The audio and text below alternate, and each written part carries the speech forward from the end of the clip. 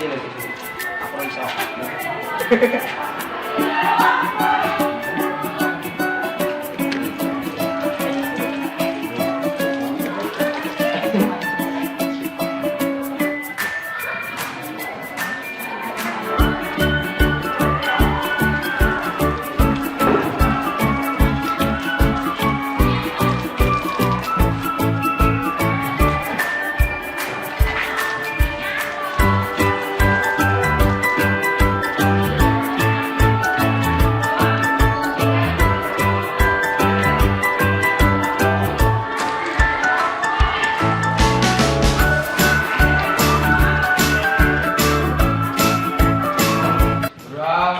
Mulai.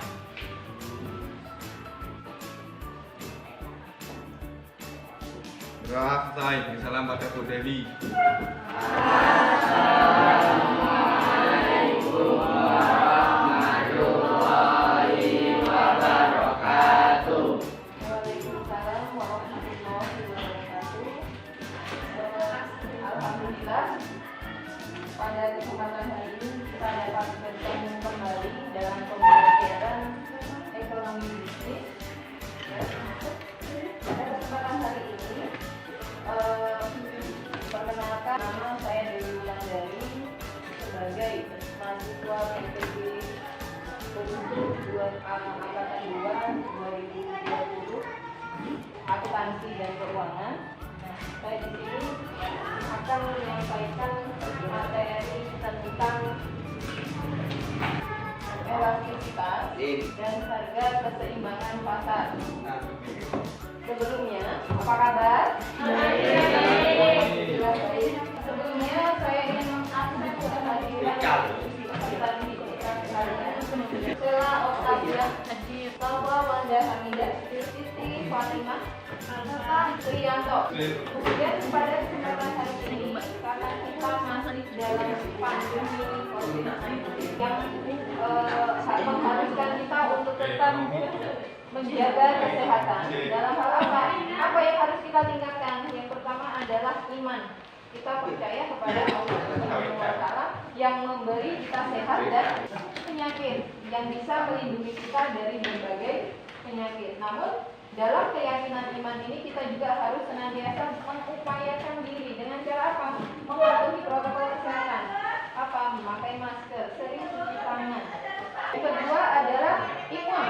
Kita harus meningkatkan imun kita dengan cara apa? Makan makanan yang sehat dengan istirahat yang cukup. Kemudian yang ketiga adalah aman. Amannya bagaimana? Kita melaksanakan protokol kesehatan. Apa? Memakai masker, social distancing, sering mencuci tangan. Insya Allah dari ketiga itu tadi, iman, aman, dan imun akan melindungi kita dari segala mara bahaya yang saat ini sedang melanda seluruh dunia. Oke, mungkin pada kesempatan hari ini Ibu ingin bertanya, materi pertemuan minggu lalu itu terkait dengan apa saja? Hukum permintaan dan penawaran. Ya, pada kesempatan hari ini Ibu akan membahas tentang harga keseimbangan pasar dan konsep elastisitas. Materi pada hari ini Ibu sudah share di Google Classroom, jadi nanti silahkan dicek Google Classroom-nya ya. Jadi kita hari ini nah, kompetensi dasar dari indikator serta tujuan pembelajaran. Kompetensi dasar memahami hukum permintaan, penawaran, konsep elastisitas dan harga keseimbangan pasar. Kompetensi keterampilan menentukan tingkat elastisitas permintaan, penawaran dan harga keseimbangan pasar suatu produk. Indikator mendeskripsikan tentang elastisitas permintaan dan penawaran. Yang kedua, mendeskripsikan terbentuknya harga keseimbangan pasar.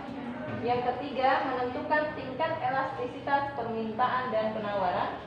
Yang keempat, menentukan harga keseimbangan pasar suatu produk. Tujuan dari pembelajaran kita adalah setelah melaksanakan pembelajaran dan membaca materi yang ada pada Google Classroom dan diskusi serta penelusuran Google dan sumber terkait lainnya, peserta didik dapat mendefinisikan tentang elastisitas permintaan dan penawaran. Yang kedua, mendeskripsikan terbentuknya harga keseimbangan pasar. Ketiga, menentukan tingkat elastisitas permintaan dan penawaran. Selanjutnya, menentukan harga keseimbangan pasar suatu produk dengan mengembangkan sikap religius, rasa ingin tanggung jawab, dan kerjasama. Apa itu harga keseimbangan? Kemarin pada pertemuan lalu kita sudah membahas tentang hukum permintaan dan hukum penawaran. Ingat hukum permintaan? Apabila harga barang dan jasa itu tinggi, maka permintaan tuh turun. Begitu pun sebaliknya, apabila harga suatu barang dan jasa itu turun atau rendah, maka jumlah permintaannya meningkat. Kemudian kalau hukum penawaran, apabila harga suatu barang dan jasa itu tinggi, maka penawarannya pun juga tinggi. Dan apabila harga suatu barang dan jasa itu turun, maka penawarannya pun turun. Jumlah kuantitas yang ditawarkan pun turun. Nah, maka di sini akan ada ketemu yang disebut dengan titik temu antara permintaan dan penawaran.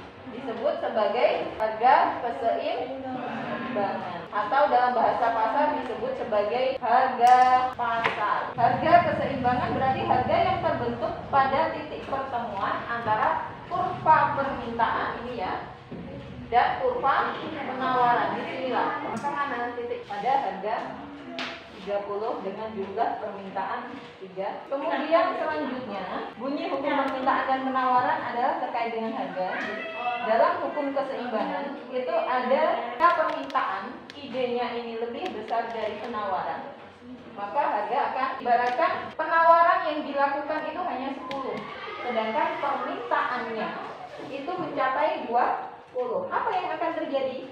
Harga naik karena pembeli itu berkompetisi untuk memperoleh barang yang diinginkan. Kemudian yang kedua, sementara bila jumlah penawaran lebih besar dari jumlah permintaan, jumlah penawarannya ini lebih besar, PS-nya ini lebih besar dari permintaan, maka harganya tuh turun. Contohnya saja di sini semisal sedang dalam masa panen raya jeruk. Kita kemarin sempat bertemu dengan harga jeruk yang hanya Rp5.000. Kenapa kok jeruk bisa jadi Rp5.000? Karena jumlah barang yang beredar di pasar itu banyak. Jadi penawarannya tinggi, maka harga tuh turun. Nah, itu tadi hukum harga keseimbangan. Faktor terbentuknya harga keseimbangan. Yang pertama, permintaan terhadap barang atau jasa bertambah, tetapi jumlah barang atau jasa itu terbatas. Terjadi kelangkaan. Faktor kelangkaan itu menimbulkan harga semakin melambung tinggi. Apa contohnya? Kita pernah mengalami kasus harga cabai yang sampai mencapai level 50. Apa yang menyebabkan? Karena terjadi kemarau, gagal panen. Sehingga persediaan cabai yang hanya sedikit itu harus didistribusikan kepada masyarakat banyak, dan kebutuhan masyarakat banyak itu sangat tinggi terhadap cabai yang mengakibatkan harga cabai melambung tinggi. Dan juga ada beberapa aspek lain yang menyebabkan harga barang itu juga menjadi tinggi. Apa? Contoh, ketika kita mau lebaran, hampir semua sembako itu naik ya. Kenapa kok bisa naik? Karena meningkatnya permintaan terhadap barang dan jasa, sedangkan persediaan itu masih. Kemudian yang kedua, tinggi rendahnya biaya produksi. Biaya produksi itu tinggi, maka contoh kemarin ketika kita membuat bolu, modal yang kita gunakan dalam pembuatan bolu itu 25. Maka berapa yang akan kita jual? Tentunya di atas harga 25.000. Nah, jadi tinggi rendahnya biaya produksi itu pengaruh. Kemudian yang ketiga, pandangan akan masa depan dari produsen atau konsumen. Kemudian produsen mengetahui selera konsumen. Selanjutnya penawaran terhadap barang atau jasa bertambah, tetapi daya beli konsumen tetap atau berkurang. Nah, ini tadi yang terjadi seperti halnya kasus harga. Kalau yang poin 1 ini seperti kasus cabai. Kalau yang poin terakhir ini seperti kasus jeruk ya, penjualan jeruk yang menurunkan harga. Oke, selanjutnya peran dan fungsi harga keseimbangan dalam perekonomian. Yang pertama, peran dan fungsi dari terbentuknya harga keseimbangan adalah yang pertama, menunjukkan bagaimana perubahan kebutuhan masyarakat. Yang kedua, memberi stimulus pada pengusaha untuk berinovasi akan perubahan dan permintaan. Kemudian yang ketiga, membantu penjual melakukan penawaran. Yang selanjutnya, membantu produsen menentukan jenis barang yang akan diproduksi. Ketika kita menjadi seorang produsen, kita akan melakukan suatu analisis kegiatan atas peristiwa-peristiwa yang terjadi di pasar. Bagaimana analisisnya? Apa sih yang paling laku di pasar? Dengan kita mengetahui barang yang paling laku di pasar, itu kita bisa menghasilkan ataupun kita bisa merencanakan produk apa yang akan kita jual. Golongan pembeli dan penjual di sini dibagi menjadi 4. Yang pertama, pembeli supermarket. Yang kedua, pembeli marginal. Kemudian dalam tataran penjual di sini penjual submarginal, penjual supermarket, dan yang ketiga adalah penjual supermarginal. Supermarginal. Coba, apa itu pembeli supermarginal? Pembeli supermarginal adalah pembeli yang taksiran harga pembeliannya di atas harga pasar. Sedangkan pembeli marginal adalah pembeli yang harga taksirannya sama dengan harga pasar. Letaknya di sini. Ini tadi super ya. Di sini marginal. Sedangkan di sini adalah pembeli submarginal adalah pembeli yang harga taksirannya di bawah harga pasar. Jadi, kalau penjual di sini penjualnya kita mulai dari penjual submarginal dulu. Apa itu penjual submarginal? Penjual submarginal adalah penjual yang harga taksirannya di bawah harga pasar. Perkiraannya harga hanya 10.000. Ternyata mampu terjual 20.000. Berarti keuntungannya semakin banyak atau meningkat. Nah, sedangkan penjual marginal berarti sama. Kalau saya jual ini dapat dapat harga 10.000. Lihat, ternyata tidak. Sedangkan penjual supermarginal di sini adalah penjual yang taksirannya di atas harga pasar. Contoh, ketika kita menjual barang atau jasa suatu produk itu, taksiran kita, perkiraan kita, ini pasti laku 100, tapi ternyata dibawa ke pasar harganya hanya 20.000. Maka apa yang terjadi? Selanjutnya, cara menghitung harga keseimbangan pasar. Yang pertama, menghitung harga keseimbangan dengan tabel. Nah, di sini ada tabel bahwa tentang harga dalam rupiah, jumlah permintaan dalam unit, jumlah penawaran dalam unit. Titik temu yang sama antara QD sama dengan QS pada harga 4.000, yang masing-masing jumlahnya adalah 30 pada permintaan dan 30 pada penawaran. Nah, kemudian yang kedua, cara menghitung harga keseimbangan dengan kurva. Ini ada kurva ya, grafik. Maka mana harga keseimbangannya?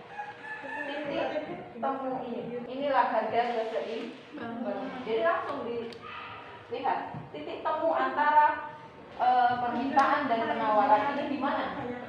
Nah, letaknya di mana? 30.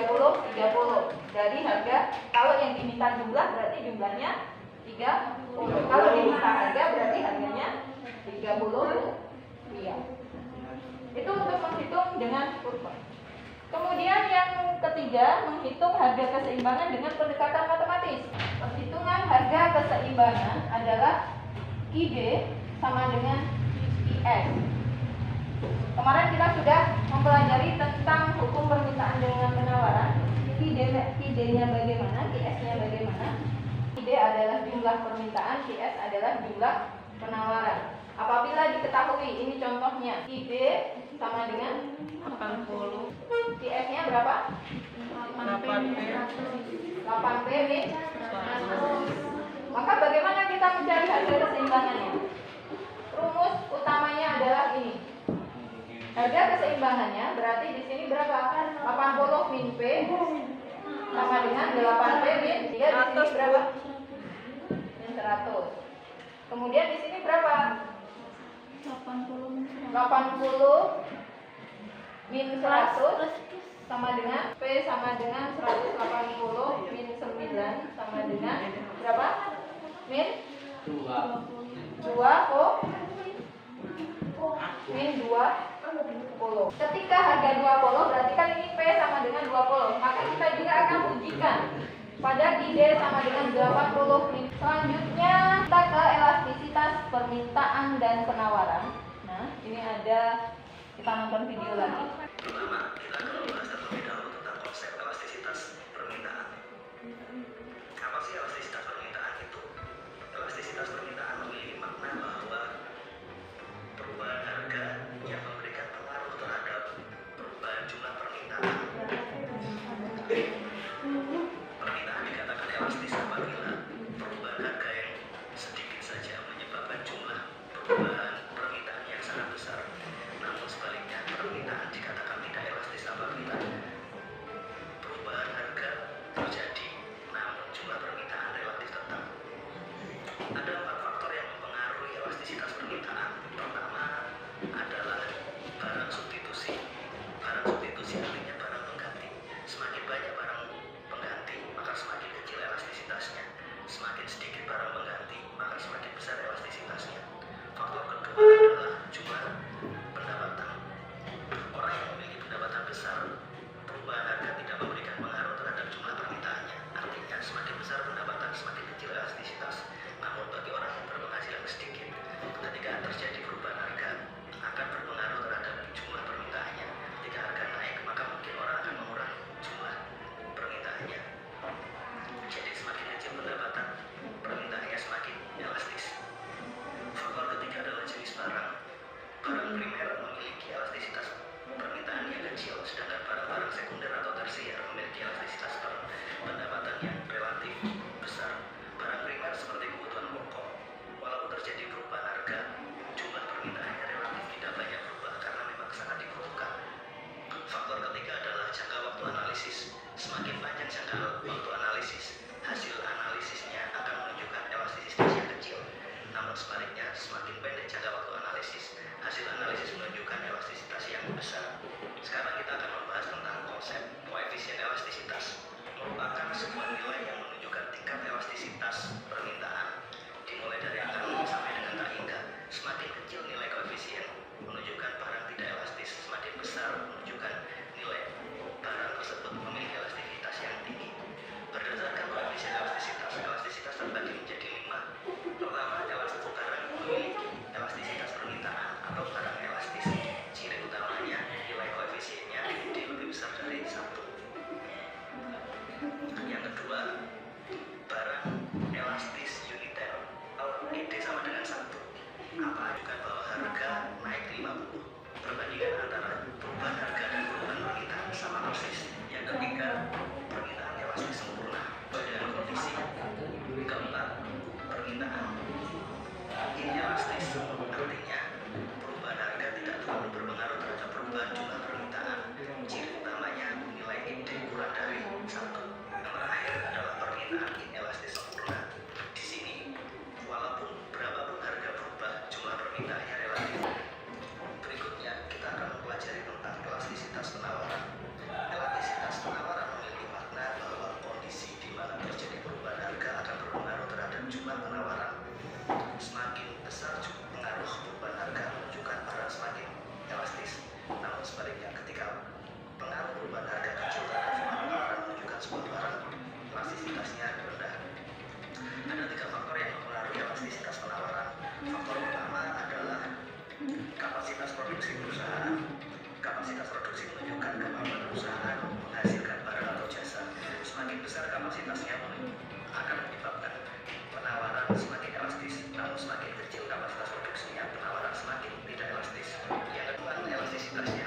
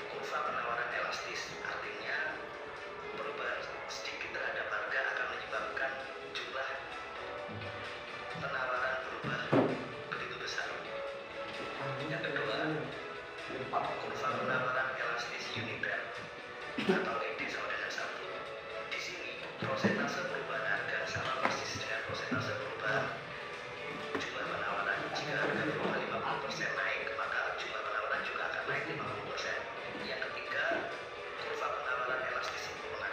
Di sini menunjukkan bahwa berapapun produksinya, berapapun jumlah penawarannya, jumlah penawaran, maka harganya relatif tetap atau harga tidak berubah, namun penawaran menunjukkan perubahan yang sangat fluktuatif.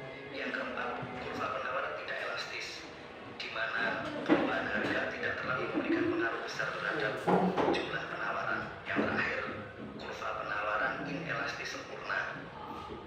Walaupun harga berubah, namun jumlah penawarannya tetap tidak mengalami perubahan. Demikian pemaparan singkat dari materi elastisitas permintaan dan penawaran. Semoga bermanfaat. Itu tadi ya kaitannya dengan elastisitas permintaan dan penawaran. Koefisien elastisitas permintaan itu dapat diukur dengan rumus ED sama dengan delta I per delta P dikali P1 per I1. Dan ini berlaku untuk elastisitas permintaan maupun elastisitas penawaran. Delta itu apa sih? Delta itu adalah perubahan. Diketahui contohnya di sini adalah harga berapa? 5 sama. Maka bagaimana cara menghitung ini? PD sama dengan selisih jumlah berapa? Min 4 per delta P berapa? Ini harga 1 dikali P1 mana? Harga ini P1 P2 I1 I2 5 per 10 dapatnya berapa? Yang tadi 5 per 10 maka ini 4 per 1 dikali 1 per 2 min 2 di sini, nanti di sini ada keterangannya elastis atau tidak elastis. Dari disampaikan tadi ya, ini ada macam-macam elastisitas. Nah, ini macam-macam elastisitas permintaan. Yang pertama, inelastis sempurna, ED sama dengan 0. Apa itu ED? Ya ini tadi. Hasil perhitungan ini tadi, hasil perhitungan perubahan harga dari P1 ke P2, Q1 dan Q2. Berapa ED-nya? Min 2. Kemudian yang kedua, macam-macam elastisitas permintaan yang kedua adalah inelastis, adalah apabila koefisien permintaannya kurang dari 1. ED kurang dari 1. Kemudian yang ketiga, elastis uniter, apabila koefisien permintaannya sama dengan 1. Kemudian elastis, ED lebih besar dari 1. Kemudian elastis sempurna, ED sama dengan tak terhingga, dengan grafiknya ini tadi. Nah, kalau demand, kalau penawaran itu grafiknya gini ya, mendekati gini sampai sekiranya ini jadi berdiri. Penawaran, elastisitas penawaran adalah sebuah ukuran seberapa besar derajat keterbukaan terhadap perubahan harga. Faktor yang mempengaruhi elastisitas penawaran adalah kapasitas produksi, persediaan barang dan jasa, jangka waktu atau isi. Ini pun juga sama. Jadi cara menghitungnya adalah fungsinya ini sama. Delta I per delta P dikali P1 per I1. Hanya bedanya apakah ini demand atau supply. ES lebih dari 1, inelastis ES kurang dari 1. Elastis uniter itu ES sama dengan 1 dan elastis sempurna ES sampai sama dengan tak terhingga. Yang kelima, inelastis sempurna ES sama dengan 0. Oke, mungkin dari sini ada pertanyaan. Selanjutnya kita buat kelompok. Di sini ada 3 kelompok. Silakan kerjakan berdasarkan dengan kelompoknya. Jadi kelompok 1, kelompok 2, kelompok 1, kelompok 2, kelompok 3 ya. Silahkan mungkin dibuat circle kelompoknya. Oke. Ini. Jadi kelompok 1 2 garis ini. Kelompok 2 juga di sini. 2 garis ini ya. Dan kelompok 3. Ini dari materi yang sudah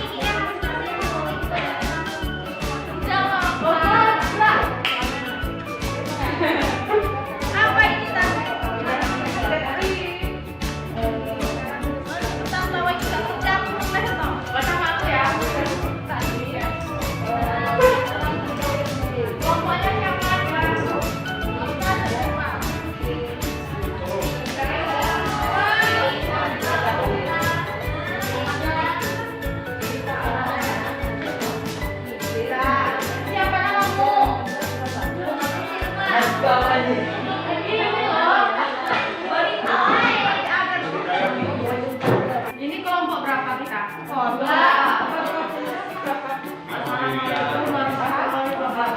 Saya dari kelompok 2 ini ya, coba silakan bagi kelompok 1 untuk mempresentasikan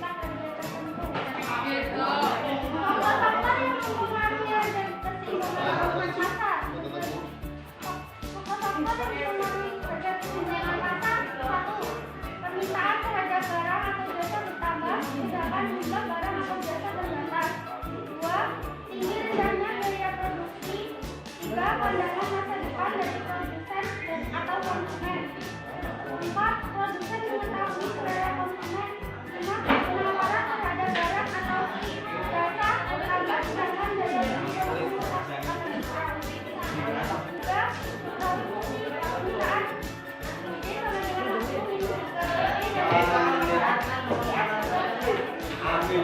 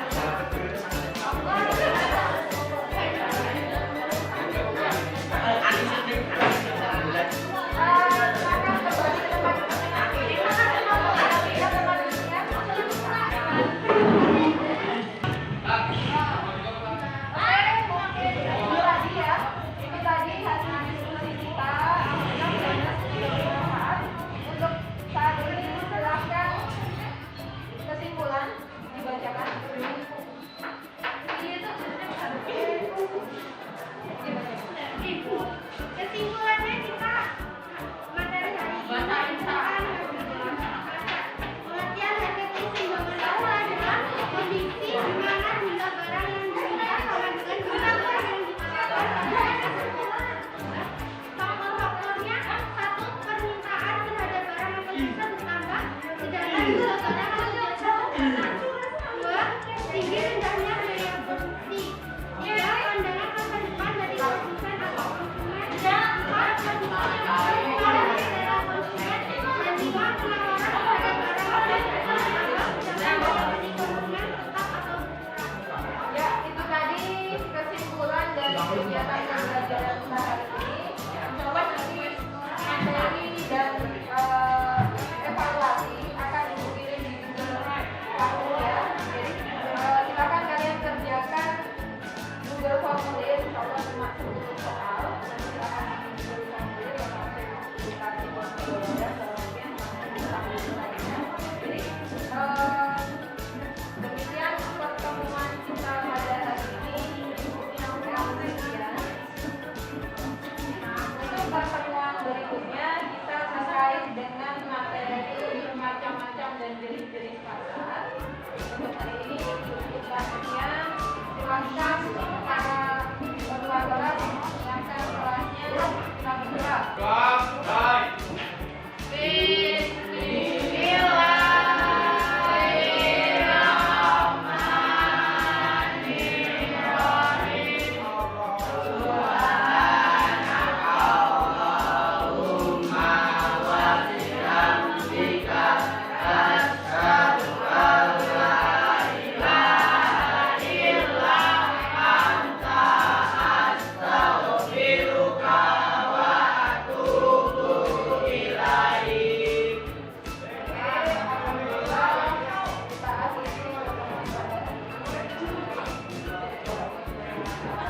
Tetap semangat, menjaga kesehatan, tetap optimis, dan tetap belajar, persiapkan.